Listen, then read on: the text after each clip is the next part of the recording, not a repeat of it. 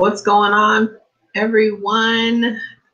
I am welcoming you in today for our next life lesson as part of our Power of 50 movement.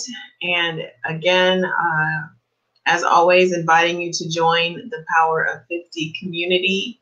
It's here for you. It's available for you. It's specifically designed for the ladies.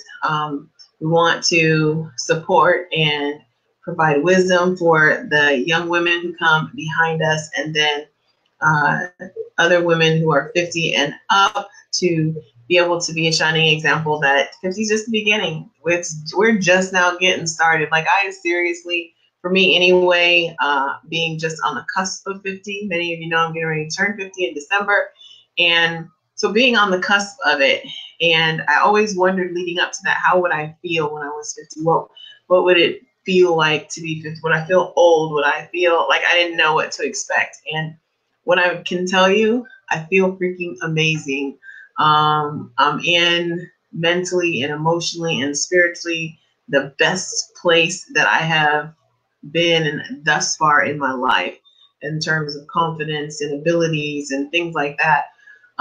Certainly being able to be an entrepreneur, have my own business. I just invested the entire day on coaching calls today.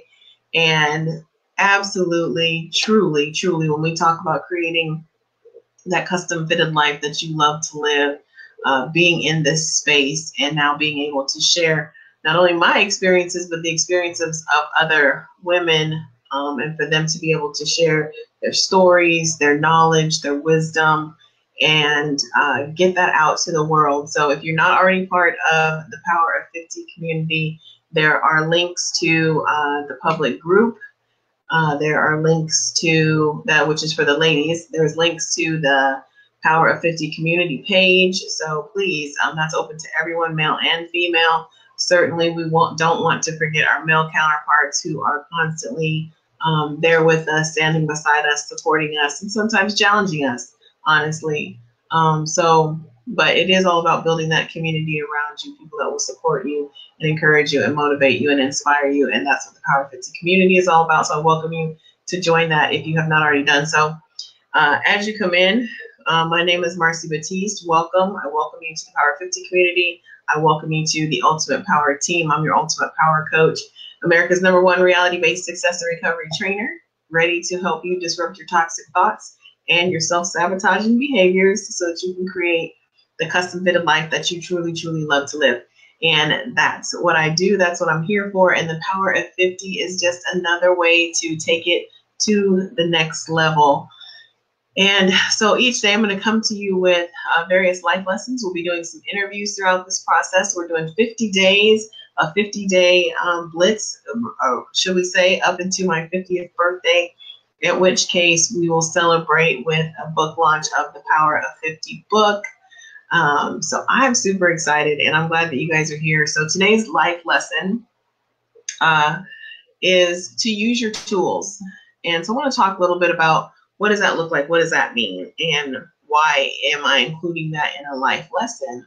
To give you an example, so I just got off of a call with a prospective client. We were doing her discovery call to decide if I was a good fit for her and she was a good fit for me as a client, and had a magnificent conversation. And one of the things that I was sharing with her, which I thought, I think this is going to be the life lesson that I want to share with you guys today, because we talked extensively about our past, right? And you guys have heard me many times, those of you who have been rocking with me for a while, you hear me talk all the time about reframing the story, reframing your attachment to the story. And when I was on this call today, we were talking about people's past and our experiences and the things that we go through. And one of the things that she said, which many of my clients have said to me before they come on board with coaching, is that they don't want to go back to these really difficult and oftentimes painful places of their past. And so what most of us have done, we stuff it in, we tuck it away, we put a bow on it, we make it look really pretty, we sort of sit it aside, pretend like we forget that it's there, but deep in the back of our minds, we know that it's over there, but we're still just not like, nah, I don't want to do that. And so that's what most of us do with painful experiences. That's what most of us do with choices that we've made that we realize in hindsight probably weren't the best choices. We maybe entered into some business arrangements that were not beneficial in the long run, some personal relationships that ended up being damaging. Whatever the case may be, we have these situations and these experiences. Oftentimes, then on top of our own choices, we have things that were imparted upon us, various traumas. So, for me, one of my big early on traumas, I had a couple of them. One was being denied by my father that I was his child. I'm getting ready to be 50. He's still in denial. I'm like, how do you have denial for 51 years? I don't understand that. But obviously, he hasn't done the work.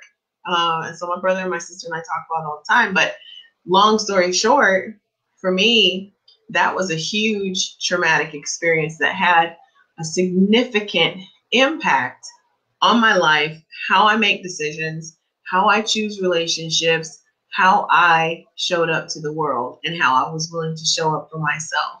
And I really, really internalized his choices as far as him choosing to not be in relationship with me and not to want to have any kind of a bond or establish anything with me. I internalized that. And I took his personal choice to behave, I don't know if I want to say behave badly, but I guess looking back, I'm like immaturely, because like now you 70 something years old and you're still in denial. That doesn't make any sense. Hey, Joy, how are you? It doesn't make any sense to me. But I internalized his choice, his decision to choose to not be in a relation with me to define what my value was.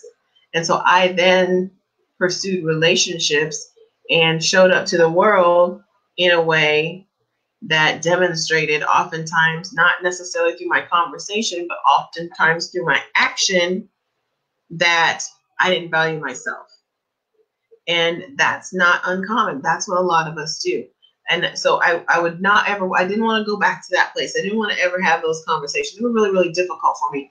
And I had to really work through that process. Another situation for me was I had an abortion when I was 17. It was a really, really difficult time. The decision was difficult. It was a decision and a choice that I made at 17 that now I've had to live with my entire life. And so I was using that specifically as the example on this call today, on this discovery call, because I was sharing with her when we were talking about going back to places that are very painful for us. That remains a decision and a choice that more than likely, if I had to do it all over again, I would choose differently this time. Honestly, I think I would choose differently. But, and this is why I want to share this life lesson, to use your tools. And we all have a toolbox, and it's filled up with things that we've learned. It's filled up with coping mechanisms. It's filled up with skills. It's filled up with natural talents and abilities. It's filled up through people that we engage with, so forth and so on. And at any given time, the way we react, behave, and respond to situations, traumas, a whole 9 yards, relationships, everything, how we show up is based on what we have in our toolbox. And so when I was 17, what I was sharing with her, I didn't have the tools in my toolbox back then to make a choice other than the one that I made. That's what my tools, my experience, my knowledge allowed me to make.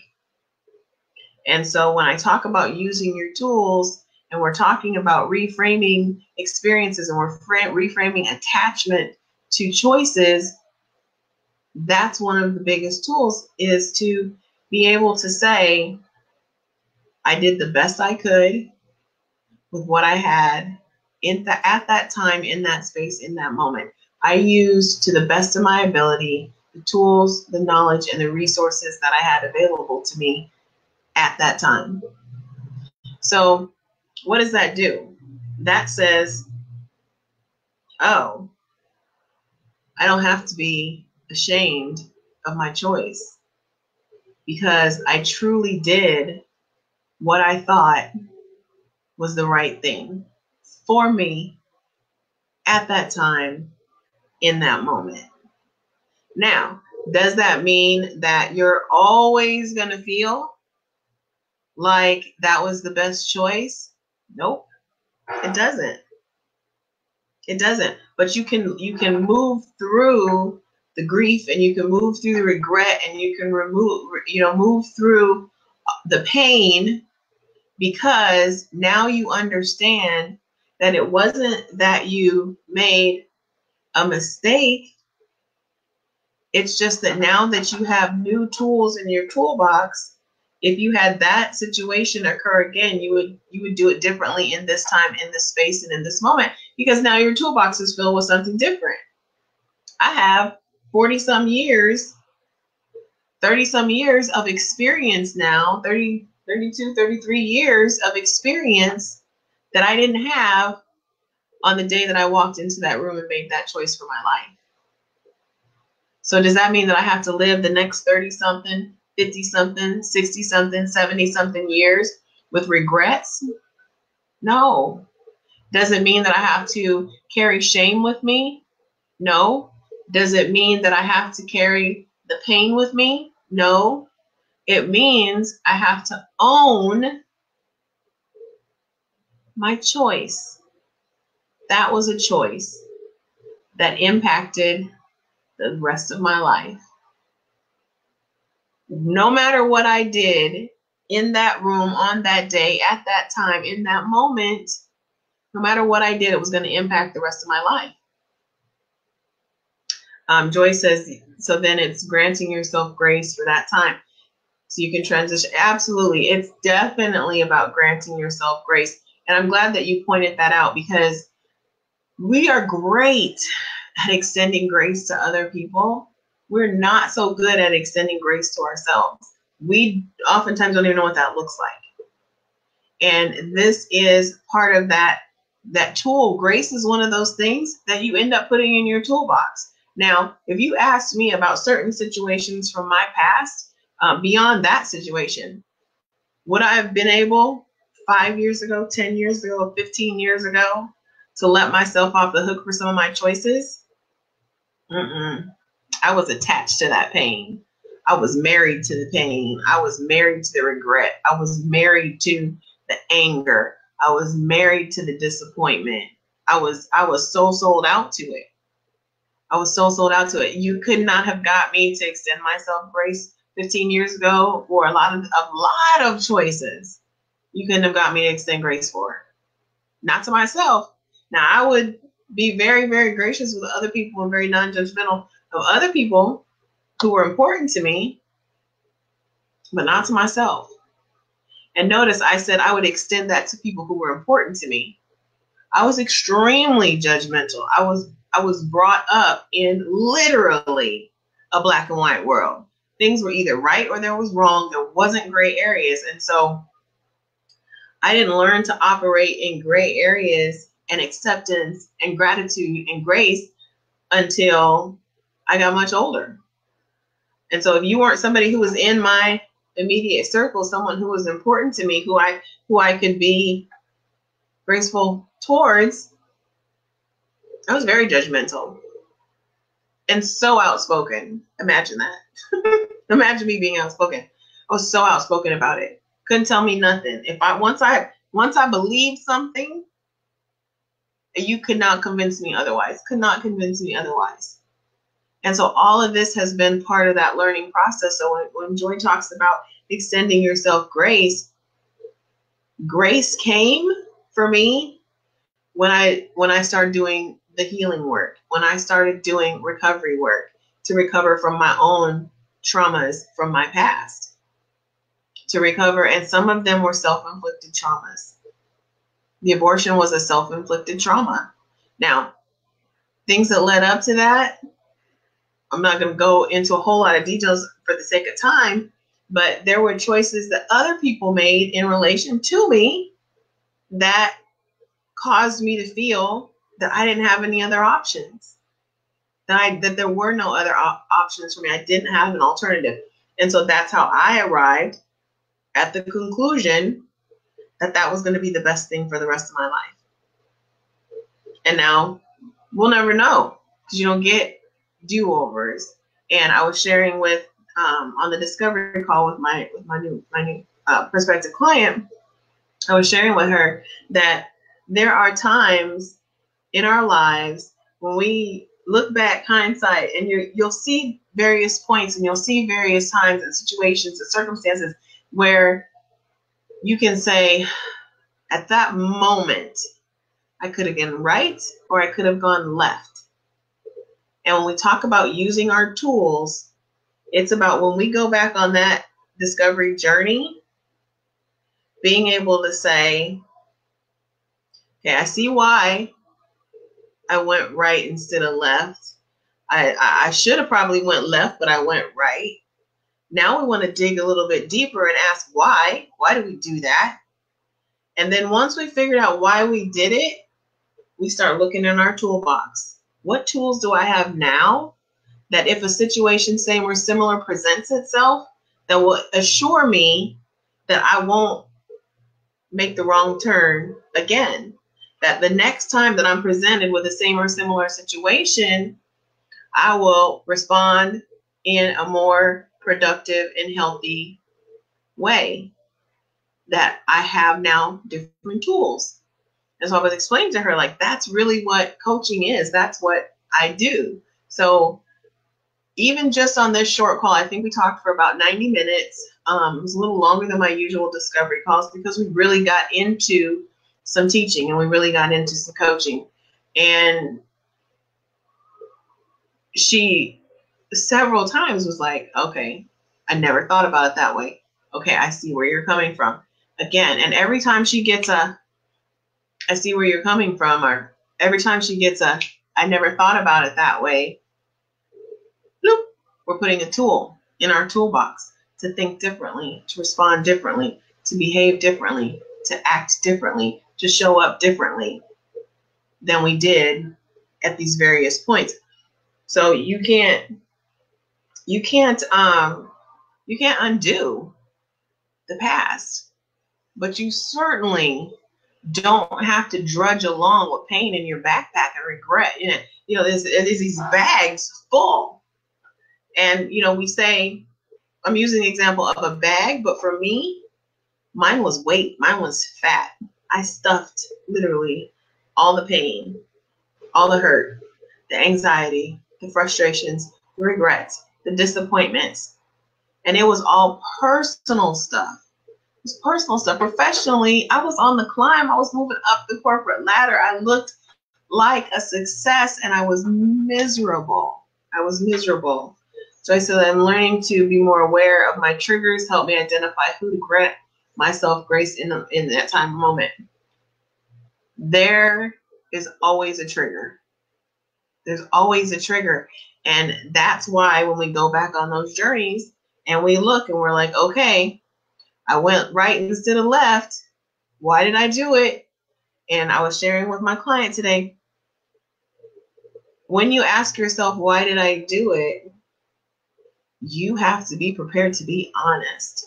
But knowing that when we make that discovery, once you figure out why you did it, now you know, to your point, that's something that's potentially a trigger for me. And then you start looking like different points along the way from that point forward. How many other times did I let a same or similar situation have a same or similar outcome? Did I behave the same way? And once you start seeing, now we're building a pattern. So now we've got this pattern of behavior. And so now it's about correcting the pattern, which requires new tools from the toolbox. And you bring them out as needed. New tools, new structure, new response, new behavior, new results. And that's what we want to accomplish. So when we talk about using your tools, guys, I really want you to start thinking about, is it something educational that you have, or that you still need to be able to react and respond and detach from some of these painful situations? As a coach, and as a coaching client, because I had coaches, I had a psychiatrist for a while, when I started my healing journey. And, I went to her for right after the domestic violence, and that was a big, huge turning point for me. But I learned so much from that experience that but I had to go all the way back. And so that's when I talk about the daddyless daughter impact, and how I valued myself and how I showed up to the world. I had to go all the way back there at 4 years old, when he walked out the door without speaking to me, when he walked in the door and didn't speak, and then walked back out and didn't speak, and then drove off in his car, changed my life. It laid a track that was damn near permanent. And had I not had the disruptor of the domestic violence, I never would have went back to research that, because that was I've stuffed it away. It don't matter. If he don't want me, I don't want him. I'm grown now. I don't need no daddy now. He's too damn late anyway. Like, that's what I was telling myself. But how I was showing up in relationships was a 4-year-old little girl who still just wanted her daddy to say, "You're my daughter." Big difference. Big difference. But coming along, I made choices and I made decisions, and I showed up in relationships as a 4-year-old little girl who just wants her daddy to acknowledge her, because I didn't have other tools. But once you start building these tools, and you have this information, and you have this wisdom now of how to do things differently, suddenly it becomes a little bit easier to make a different choice, because now I can see you're not a 4-year-old little girl anymore. And your daddy's bad behaviors aren't a reflection on you. And one of the biggest things that I taught myself about that experience was, he made a decision to he didn't want a child from my mother. It had nothing to do with me.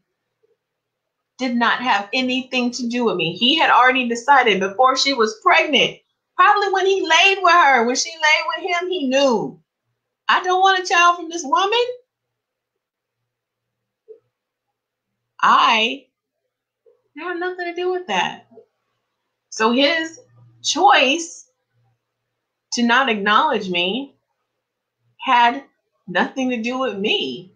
And that's why that day that he walked over me, ran up the stairs when I was 4 years old, cussed my mother out, came back down the stairs and walked over me again and out the door and out my life, didn't have anything to do with me. And that's why when I'm running down the street, 4 years old, screaming, "Daddy, please don't leave. Daddy, please don't go. No, Daddy, wait. I just want you to love me. I just want you to hug me. I just want you to tell me I'm beautiful and I'm smart and I'm your daughter." He wasn't driving away from me. He was driving away from his guilt, his regrets, his choices. Have nothing to do with me. Now, that's a way different story than the one I have been telling myself for over 35 years. For 35 years, he didn't want me. And it wasn't until then that I realized, no, he didn't want a child from your mother. It doesn't matter what I was not. I could be pink with purple polka dots and he wouldn't want me. It have nothing to do with me. His choice, his regrets, nothing to do with me. And that's just an example, you guys, of how I've been able to, and how I teach clients to use the tools. And it's really about shifting the mindset. It's about changing how you think. It's about not attaching yourself to someone else's choices. That all was his choice. Him and my mama made a decision to do what they do, did what they did, and got what they got, and I was the result. I have no say-so in it. So why would I own either one of their choices? When you once you understand that, once you have the tool, you see, well, shoot, yeah, that have nothing to do with you. Like, you wouldn't. No, I didn't even exist. I didn't have a face. I didn't have green eyes. I didn't have nothing. I didn't have nothing. Wasn't bald headed. Wasn't full of hair. Nothing. Wasn't cute. Wasn't ugly. I was nothing. He didn't want any of it. What he wanted to do was do the do and have a little bit of fun with no consequences. What he got was a consequence. He didn't want the consequence. It wasn't that he didn't want me. And so once I was able to tell myself a different story about that particular trauma, baby, it set me free of a whole bunch of stuff. Because what I realized was there was a reason why I showed up in relationships the way I was showing up.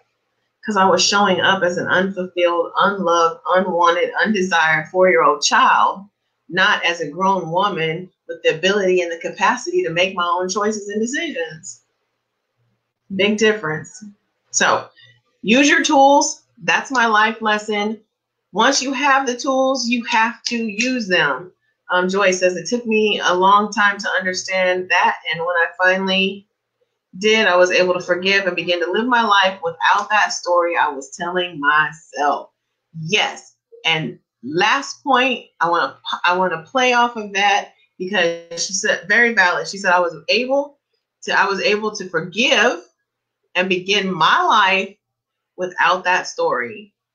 And so the reality never changed. The result never changed. Your attachment to that story is what changed. And that's the tools that you put in the toolbox, guys.